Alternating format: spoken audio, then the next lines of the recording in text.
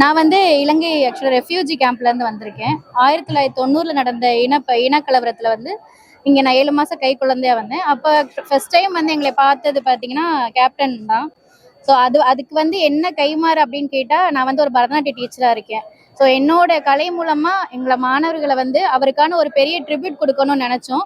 So அதற்கான சந்தர்ப்பமாக இந்த நிகழ்வு நடந்தது. ஸோ அதில் எல்லாருமே ரொம்ப சந்தோஷமாக இருக்கும்.